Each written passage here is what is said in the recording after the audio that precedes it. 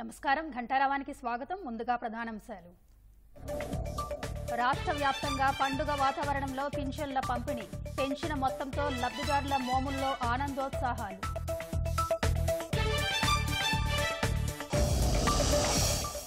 పెనుమాకలో స్వయంగా పింఛన్లు పంపిణీ చేసిన సీఎం, ఆర్థిక అసమానతలు లేని సమాజానికి శ్రీకారమని వెల్లడి.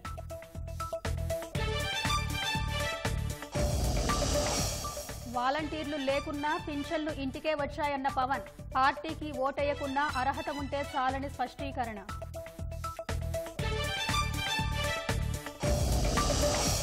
పోలవరం వద్ద రెండో రోజు అంతర్జాతీయ నిపుణుల పర్యటన, దెబ్బతిన్న diaphragm wall, guide bund, coffer dam పరిశీలన.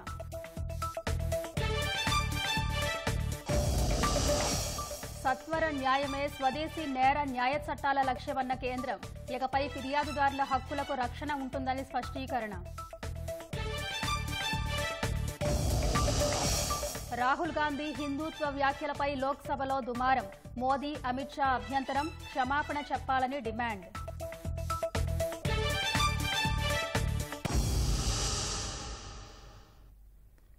పింఛనర్ల ఇంట పండుగ వాతావరణం వెల్లివిరిసింది. పింఛన్లు పెంచిన కూటమి ప్రభుత్వం రాష్ట్ర వ్యాప్తంగా లబ్ధిదారులకు ఇళ్ల వద్దే అందించింది. వాలంటీర్లు అవసరం లేకుండా గ్రామ సచివాలయ ఉద్యోగులతో 12 గంటల వ్యవధిలోనే 92% పింఛన్ల పంపిణీ పూర్తి చేసి సరికొత్త విప్లవం సృష్టించింది. మంత్రులు, ఎమ్మెల్యేలు పింఛన్ల పంపిణీలో పాల్గొన్నారు. ఒకేసారి 1000 పెంచడం, పాత బకాయిలతో కలిపి ఒక్కొక్కరి చేతికి 7,000 రూపాయలు ఇవ్వడంతో లబ్ధిదారుల్లో ఆనందోత్సాహాలు మిన్నంటాయి. కొందరి కళ్ళు కృతజ్ఞతతో ఆనంద బాష్పాలు రాల్చాయి.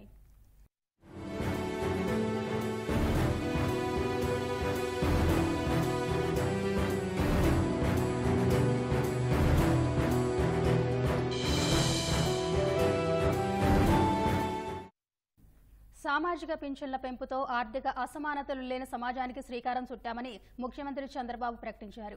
గుంటూరు జిల్లా పెనుమాకలో లబ్ధిదారుడి ఇంటికెళ్లి పెంచిన పింఛన్ అందించిన సీఎం, పేదరికం లేని సమాజం దిశగా మరిన్ని కార్యక్రమాలు చేపడతామని భరోసా ఇచ్చారు. మళ్లీ 1995 నాటి ముఖ్యమంత్రిని చూస్తారని, అంతా రివర్స్ గేర్ నుంచి ఫ్రంట్ గేర్కు రావాల్సిందేనని తేల్చి చెప్పారు. మద అంధకారంతో ఆడబిడ్డలపై అఘాయిత్యాలకు పాల్పడే వారికి అదే చివరి రోజు అవుతుందని హెచ్చరించారు.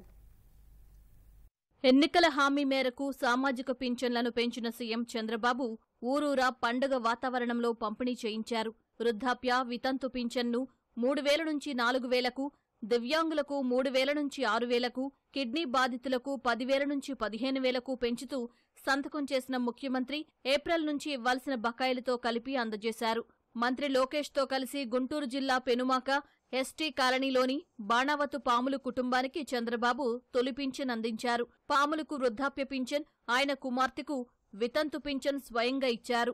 పాముల ఇంట్లో టీ తాగి అరగంట పాటు యోగక్షేమాలు తెలుసుకున్నారు. ఇంటి స్థితిగతులు చూసి చలించిన సీఎం వెంటనే ప్రభుత్వ ఇల్లు మంజూరు చేస్తూ పట్టా అందించారు.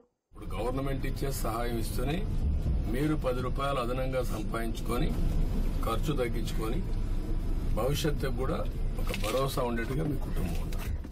అనంతరం పెనుమాకలో ఏర్పాటు చేసిన ప్రజావేదిక వద్ద గ్రామస్తులతో ముఖాముఖి నిర్వహించారు. గత ప్రభుత్వం సచివాలయ సిబ్బందితో పింఛన్ల పంపిణీ అసాధ్యమని చెబితే దాన్ని సుసాధ్యం చేశామని చంద్రబాబు చెప్పారు. ఎన్నికల్లో వాలంటీర్లు వద్దని చెప్పి ఎన్నికల కమిషన్ ఆదేశాలు ఇస్తే ఈ ముసలవాళ్ళని పంచాయతీ ఆఫీసుకి తిప్పి 33 మందిని ఆ రోజు ప్రభుత్వం చంపేసే పరిస్థితికి వచ్చింది. ఈ రోజు అందుకనే ఆ పట్టుదలతోనే ఆ రోజు మా వల్ల చేత కాదని చెప్పిన అడ్మినిస్ట్రేషన్ ద్వారానే మేము చేయగలుగుతామని చేసి చూపిస్తున్నామని చెప్పి కూడా నేను మీకు తెలియజేస్తున్నా. ఒకే రోజు 4,408 కోట్ల రూపాయలు పేదవాళ్ళకి ఇచ్చిన ప్రభుత్వం తెలుగుదేశం ప్రభుత్వం. సంవత్సరానికి 33,100 కోట్ల రూపాయలు పేదవాళ్లకు ఒక్క పింఛన్లోనే ఇస్తున్నాం. 5 ఏళ్లు లెక్కేసుకుంటే 1,65,500 కోట్ల రూపాయలు పింఛన్ల ద్వారా ఈ పేదవాళ్లకు అందించే ప్రభుత్వం ఎన్డీఏ ప్రభుత్వం అని చెప్పి కూడా నేను మీకు తెలియజేస్తున్నా. ప్రజలు అండగా ఉంటే మరింత సంక్షేమం అందిస్తామన్న చంద్రబాబు ఇటీవల ఎన్నికల్లో ఇచ్చిన మెజారిటీ ఢిల్లీలోనూ ఉపయోగపడుతోందన్నారు. అభివృద్ధి చేసినప్పుడు గుర్తించడం లేదు, తర్వాత గుర్తిస్తున్నారు. హైదరాబాద్ ని బాగా అభివృద్ధి చేశాను. హైదరాబాద్ లో కూడా నాకు ఓటే లేదు. అప్పుడు మొన్న నన్ను జైల్లో పెడితే హైదరాబాద్ లో 1,00,000 మంది ప్రభుత్వం అడ్డపండా లెక్క పెట్టుకోకుండా రోడ్డు మీదకి వచ్చి నాకు సంఘీభావం తెలియజేశారు, కృతజ్ఞత తెలియజేశారు. నేను ఐటీని అభివృద్ధి చేశాను. 5-6 లక్షల రూపాయలు ఖర్చు పెట్టుకొని వచ్చి ఒక ఓటేసి వెళ్లారు. ఈ ఉత్సాహం ఎప్పుడు ఉండి మీరు మమ్మల్ని నడిపిస్తే ఈ రాష్ట్రాన్ని ఎక్కడికి తీసుకుపోవాలో అక్కడ తీసుకుపోయే శక్తి మాకు వస్తుందని చెప్పి కూడా నేను మీకు తెలియజేస్తున్నా. ప్రధాన మన ఓట్లు ఢిల్లీలో కూడా ఉపయోగపడ్డాయి. మీరిచ్చిన సీట్లు ఈరోజు ఎన్డీఏ కూడా కీలకమయ్యి పూర్తిగా మనకు సహకరించే పరిస్థితికి వచ్చారు. ఈ సందర్భంగా లోకేష్ ప్రస్తావించిన అంశాలపై చంద్రబాబు ఆసక్తికర సమాధానాలిచ్చారు. పరిపాలనలో వేగం పెంచుతానన్నారు. గత 5 సంవత్సరాలుగా పరదాల ముఖ్యమంత్రి చూసాం, ఇప్పుడు ప్రజల ముఖ్యమంత్రిని మనం చూస్తున్నాం. అధికారులు ఇంకా టైం పడుతుంది అనుకుంటా సార్ సెట్ అయ్యేదానికి. లేదు, సెట్ అయ్యారు. ఇంకా పరదాలు కడుతున్నారు సార్. పరదాలు ఎక్కడ వాళ్ళని బతిమలాడి అన్ని తీపిస్తారు కాదు. పరదాలు కడితే ఇంకొకసారి ఎక్కడన్నా చూస్తే కట్టిన వాళ్ళని సస్పెండ్ చేయడం తప్ప వేరే మార్గం ఉండదు. అంటే 5 సంవత్సరాలు అలవాటు కదా సార్, కొంచెం టైం పడుతుంది సార్. మీకు కూడా అందరికి అలవాటు కావాలి, వాళ్ళకే కాదు, కొత్త కల్చర్ కి అందరూ అలవాటు కావాల్సిందే. ఇంకా టైం ఉండదు. రివర్స్ పోయే బండి పాజిటివ్ గా నడిపిస్తున్నాం. ఇంకా స్పీడ్ పెంచడం తప్ప ఎన్నికపోయే సమస్య ఎవరికి ఉండకూడదు. లేకపోతే ఒక షార్ట్ ట్రీట్మెంట్ ఇస్తే అందరూ సెట్ అయిపోతారు. నేను సిద్ధంగా ఉన్న షార్ట్ ట్రీట్మెంట్ ఇవ్వడానికి. నేను అందుకే చెప్పా 95 ముఖ్యమంత్రిని చూస్తారని. 4.0 95 అది గుర్తుపెట్టుకోవాలి. ఆడబిడ్డల జోలికొస్తే కఠిన చర్యలు తప్పవని హెచ్చరించారు. ఎవరైనా సరే ఆడబిడ్డల జోలుకొచ్చి మతాంధకారంతో గాని ఇచ్చలవిడిగా ప్రవర్తిస్తే అదే వాళ్ళకు లాస్ట్ డే అవుతుంది. గుర్తుపెట్టుకోమని మరొక్కసారి హెచ్చరిస్తున్నా. యాంటీ సోషల్ ఎలిమెంట్స్ ఎవడైనా సరే నిర్మోహమాటంగా అణిచివేస్తా. మర్యాదగా ఇంతవరకు చెప్పా. మొన్నటి వరకు నేను ఎందుకంటే స్లోగా బిల్డప్ చేయాలి కాబట్టి బిల్డప్ చేస్తున్నా. కానీ ఈ రోజు చెప్తున్నా, ఒక ఆడబిడ్డ నా దగ్గరకు వచ్చి నాకు అన్యాయం జరిగిందంటే మాత్రం ఎవడిని వదిలిపెట్టనని మరొకసారి హెచ్చరిస్తున్నా. అది మీరు రేపటి నుంచి యాక్షన్ లో కూడా చూస్తారు. మీరు ముఖ్యమంత్రి సభలకు ఉండే గతంలో డి సర్కిల్ ను సైతం ఎత్తేయడంతో ప్రజలు చంద్రబాబును స్వేచ్ఛగా ప్రశ్నలు అడిగారు. సీఎం కూడా అంతే ఓపికగా సమాధానాలిచ్చారు. చంద్రబాబే స్వయంగా వచ్చి పింఛన్ అందించడంపై పెనుమాకకు చెందిన పాములు కుటుంబం సంబరపడింది. ఏడాదిలోగా ఇల్లు కట్టిస్తానని సీఎం మాటిచ్చారని సంతోషం వ్యక్తం చేసింది. పింఛను 7 ఏళ్ళు ఇచ్చి, అయ్యా ఇల్లు వాకిల్ లేదయ్యా, ఇల్లు మొత్తం బాకీలు పాలయ్యి, పొలం చేసి బాగా బాకీలు పాలైపోయాను. ఇంకా అయిపోతే నా ఇంతలోకి మా అల్లుడి చనిపోయి నా కూతురు కూడా పిల్లల్ని వేసుకొని నా దగ్గరకు వచ్చిందయ్యా. నేను కట్టే సొంత కూడా లేకుండా ఈ రకంగా ఉన్నానయ్యా, ఇల్లే కోరుకున్నాయ్యా, సరే కట్టి పెడతామని అన్నారు. మా మనసు అని అనుకొని వచ్చి చూసి మంచం మీద కూర్చోబెట్టి మాట్లాడాడు. ఆయన చేత్తో 7 ఏళ్ళు పింఛను ఇచ్చేసరికి ఇంకా మాకు సంతోషంగా ఉంది. పిల్లల చదువు ఉంది కదా, అమ్మాయికే సరిపోతుంది, మాకు మందు బిళ్ళలకు అయిపోతుంది సారా అని అన్నాం. సరే అమ్మా, నేను అది కూడా ఆలోచన చేస్తాను, ఇల్లు మటుకు సంవత్సరం లోపలనే కట్టేస్తాను అని అన్నాడు. జగన్ గారు వచ్చినా కూడా మాకేం చేయలేదు. చంద్రబాబు సార్ వచ్చిన కాడ నుంచి మాకు 4 ఏళ్ళు ఇచ్చాడు, 7 వేలు ఇచ్చాడు. స్పాట్లో బాగుంది సార్, మాకు సంతోషంగా ఉంది. మా పిల్లలకు కూడా చదివిస్తానన్నాడు, ఇల్లు కట్టిస్తానన్నారు సార్.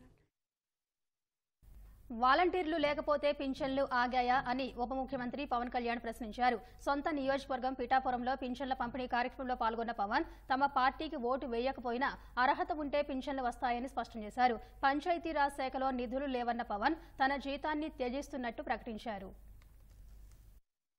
దేశంలో దివ్యాంగులు అత్యంత నిరాదరణకు గురవుతున్నారని ఉప ముఖ్యమంత్రి పవన్ కళ్యాణ్ అన్నారు. జనవాణి కార్యక్రమంలో వారి సమస్యలు విని పరిష్కారం గురించే ఆలోచించేవాడినని చెప్పారు. వారికి ఇచ్చిన హామీ మేరకు పింఛన్ పెంచి ఇచ్చామని తెలిపారు. కాకినాడ జిల్లా పిఠాపురం నియోజకవర్గం గొల్లప్రోలులో పవన్ స్వయంగా పింఛన్లు పంపిణీ చేశారు. తక్కువ మాట్లాడి ఎక్కువ పనిచేయడానికే ప్రాధాన్యమిస్తానని పవన్ స్పష్టం చేశారు. తాను స్వీకరించిన శాఖలు చాలా ప్రాధాన్యం కలిగినవని, వాటికి పూర్తి న్యాయం చేసేందుకు కృషి చేస్తున్నట్లు చెప్పారు. వాలంటీర్లు లేకపోతే పింఛన్లు ఆగిపోతాయని వైకాపా నేతలు ఆరోపించారని, కూటమి ప్రభుత్వంలో పింఛన్లు ఆగకపోగా పెంచిన పింఛన్లు ఇంటికి చేరుతున్నాయని వివరించారు. వాలంటీర్స్ లేకపోతే పెన్షన్లు ఆగిపోతాయి, వాలంటీర్స్ లేకపోతే పెన్షన్లు ఆగిపోతాయని భయపెట్టేశారు అందరూ. ఎక్కడ ఆగలేదు. అంటే ఆగకపోగా రెట్టింతలు వచ్చి మీకు ఇంటికి వచ్చింది. జిల్లా మొత్తం మీద 620 సెక్రటేరియట్స్, 600 సచివాలయాలు, వీళ్ళందరూ ప్రభుత్వ ఉద్యోగులు. దాదాపు 6,000 మంది పైచిలుక అధికారులు, మనం టోటల్గా ప్రభుత్వ ఉద్యోగుల్ని మీ ఇంటికి వచ్చి మీకు డబ్బులు ఇస్తా ఉన్నారు. వాలంటీర్స్ లేకపోతే ఎక్కడ ఆగింది చెప్పండి ఈ రోజున పెన్షన్స్ ఆగో. కానీ వాలంటీర్స్కి ఆల్టర్నేట్ ఎంప్లాయ్మెంట్ ఎలా ఇవ్వాలి అది మేము ఆలోచిస్తాం. మీకు ఈ మధ్యన అసెంబ్లీకి వచ్చారు కదా, మీకు జీతం ఈ 3-4 రోజులు కలిపి మీకు 35,000 వస్తుంది మీకు. సంతకాలు పెట్టే మనస్కరించాల. నేనేమనుకున్నాను, జీతం తీసుకొని పని చేద్దాం అనుకుంటే యాక్చువల్లీ లోపలికి వెళ్ళి పంచాయతీ నిధులను చూస్తూ ఉంటే డబ్బులు లేవు పంచాయతీ శాఖలు. ఇంత అప్పుల్లో మనకి పంచాయతీరాజ్ శాఖ ఉన్నప్పుడు నాలంటూ డబ్బులు తీసుకోవటం చాలా తప్పు అనిపించింది. అందుకని వాళ్ళకి చెప్పి నేను జీతాన్ని వదిలేస్తున్నాను, నా జీతాలు ఏమొద్దు, కానీ నా దేశం కోసం, మా నేల కోసం పనిచేస్తున్నాను. పంచాయతీరాజ్ శాఖలో నిధులు ఏమయ్యాయో, ఎటుపోయాయో తెలియడం లేదని పవన్ అన్నారు. కేంద్ర నిధులకు కనీస మ్యాచింగ్ గ్రాంట్లను కూడా వైకాపా ప్రభుత్వం ఇవ్వలేదని ఆక్షేపించారు. ప్రజలకు కనీస సౌకర్యాలు కల్పించకుండా ఋషికొండపై ప్యాలెస్ నిర్మించడం బాధించిందన్నారు. వైకాపా హయాంలో జల్ జీవన్ మిషన్ నిధులున్నా ఉపయోగించలేదని, కనీసం మ్యాచింగ్ గ్రాంట్లు కూడా ఇవ్వలేదని విమర్శించారు. ఈ రోజు నేను పంచాయతీరాజ్ శాఖ లెక్కలు చూస్తా ఉంటే అసలు అడ్డగోలుగా నిధుల్ని అటు ఎటిలిపినే తెలియట్లేదు. ఒక మండలానికి కావాల్సిన డబ్బులు ఒక 15 కోట్లు 10 కోట్లు ఏది చిన్నపాటి మినీ రిజర్వేర్ అవసరం ఏదైనా ఉంది, లేదంటే మనకి చిన్న కాలువల మరమ్మతులు కానీ, వాళ్ళ ప్రయారిటీ, వాళ్ళ మంచి చెడ ఇవన్నీ పక్కన పెడితే వాళ్ళ ప్రయారిటీ 600 కోట్లు పెట్టి ఋషికొండలో ప్యాలెస్ కట్టుకున్నారు. అదే 600 కోట్లు ఈ పాటికి మనకి ఇక్కడ కనుక పెట్టుంటే ఒక జిల్లా అభివృద్ధి అయిపోయింది. సో మేము తీసుకున్న ప్రయారిటీ అది. నేను ఈ రోజున పంచాయతీరాజ్ వ్యవస్థ నేను నడిపే వ్యక్తిగా చెప్తున్నాను మీకు, ఇందులో నా సైడ్ నుంచి కరప్షన్ ఉండదు, నేను మీకు మాటిస్తున్నాను. పర్యావరణ శాఖ సంబంధించి దాన్ని బలోపేతం చేస్తాం. అకౌంటబిలిటీ, ఎన్విరాన్మెంటల్ ఆడిట్ పట్టుకొస్తున్నాం. ఏ కాలుష్యం ఎందుకుంది, దానికి పారిశ్రామికవేత్తలు ఏం చేస్తారు, ఇబ్బంది పెట్టి భయపెట్టేది కాదు, కానీ వారి బాధ్యత కూడా గుర్తించేలా దానికి ఒక బలమైన ప్రయత్నం చేస్తాం. పింఛను ఒకేసారి 7,000 రూపాయలు చేతికి అందడంపై లబ్ధిదారుల్లో ఆనందోత్సాహాలు మిన్నంటాయి. కొందరు వృద్ధులు భావోద్వేగానికి లోనయ్యారు. ప్రభుత్వానికి కృతజ్ఞతలు తెలిపారు. మా ఆయనకండి 7,000 రూపాయలు తెల్లవారి 6 ఇంటికి వచ్చి తెలుగుదేశం నాయకులు అందరూ వచ్చి మా ఇంటికి తొలుపు కొట్టి మరీ ఇచ్చారండి. కన్న కొడుకు కూడా ఇవ్వరు. చంద్రబాబు నాయుడు, పవన్ కళ్యాణ్ గారు, మోడీ గారు, రామకృష్ణ గారు ఇచ్చారు. మాకు చాలా ధన్యవాదాలండి. చంద్రబాబు నాయుడు 7,000 ఇచ్చినాడు. ఇప్పుడు ఏదో సంతోషమైంది, బాగుండాము, ఏదో కడపర అన్నం తింటాము, 4 సన్న గోరు మనకు ఇచ్చినాము, ఇంగ్లీష్ పెట్టినారు, అన్ని రకాలుగా చేసినారు. నాకు సంతోషం, దిక్కులేని సంతోషం అయింది. 7,000 అందుబాటు అయిందండి.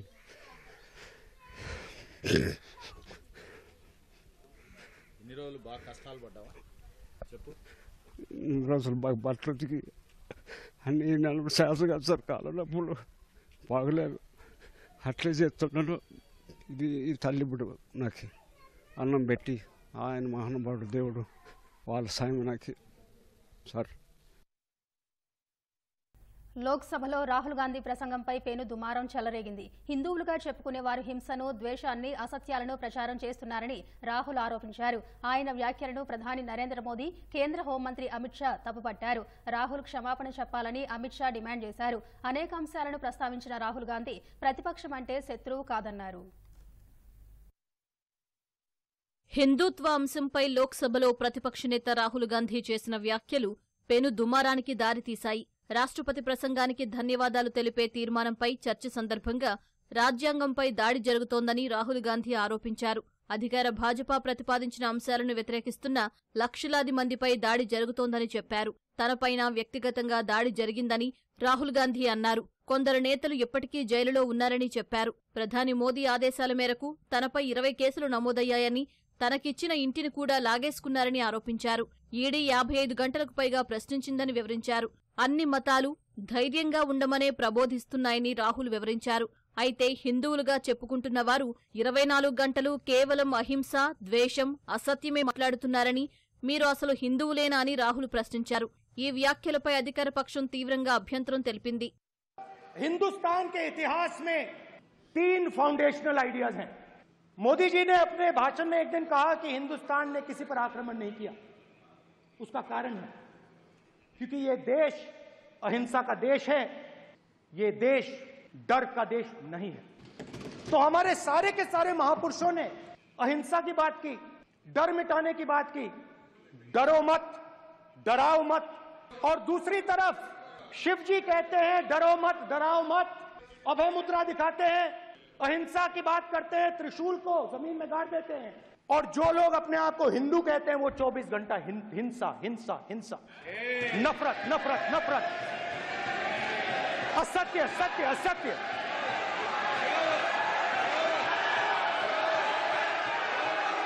आप हिंदू हो ही नहीं।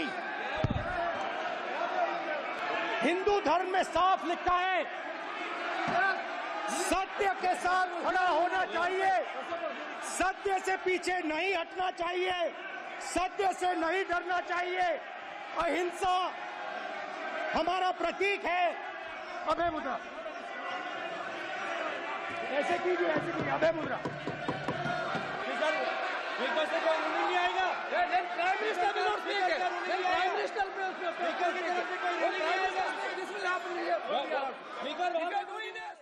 రాహుల్ గాంధీ వ్యాఖ్యలను ప్రధాని నరేంద్ర మోదీ తీవ్రంగా తప్పుబట్టారు. మొత్తం హిందువులనందరినీ హింసాపరులుగా సంబోధించడం తీవ్రమైన అంశమని మోదీ తప్పుబట్టారు. వెంటనే రాహుల్ ఎదురుదాడి చేసే ప్రయత్నం చేశారు. विषय बहुत गंभीर है। पूरे हिंदू समाज को हिंसक कहना ये गंभीर विषय है।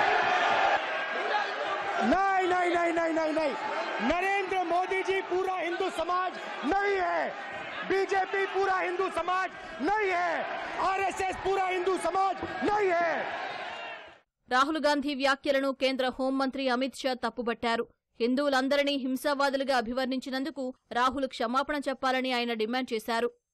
आपके गाइडेंस के बाद भी बार बार तस्वीर बताना, पूरे बीजेपी को हिंसा कर रही है ऐसे कहना, खड़े होकर एक दूसरे के बीच में हस्तधून करना, सारे नियम इनको लागू नहीं होते हैं। नियम मालूम नहीं है तो ट्यूशन रख ले साहब, सदन इस तरह से नहीं चल सकता है। ये सदन, मेरा आपसे आग्रह है कि ये सदन ऑर्डर में रहना चाहिए, नियमों के अनुसार रहना चाहिए। ये हम सभी सदस्यों का आपसे विनंती। తర్వాత చర్చ కొనసాగించిన రాహుల్ గాంధీ అగ్నిపథ్ పథకం సైన్యానికి దేశభక్తులకు వ్యతిరేకమన్నారు. తాము అధికారంలోకి వస్తే ఆ పథకాన్ని రద్దు చేస్తామన్నారు. కార్మికుల్ని వాడుకుని వదిలేసినట్లుగా అగ్నివీర్ల పరిస్థితి ఉందని రాహుల్ విమర్శించగా రక్షణ మంత్రి రాజ్నాథ్ సింగ్ అభ్యంతరం వ్యక్తం చేశారు. నీటి అంశంపై చర్చించేందుకు కేంద్రం సిద్ధంగా లేదని రాహుల్ దుయ్యబట్టారు. రైతులు కనీస మద్దతు ధర చట్టం కావాలని కోరుతున్నారని, ప్రభుత్వం అందుకు నిరాకరిస్తోందని విమర్శించారు. పార్లమెంటు ఉభయ సభలను ఉద్దేశించి రాష్ట్రపతి చేసిన ప్రసంగంలో ప్రభుత్వాన్ని పొగడ్డం తప్ప ఏమీ లేదని రాజ్యసభలో ప్రతిపక్ష నేత మల్లికార్జున్ ఖర్గే విమర్శించారు.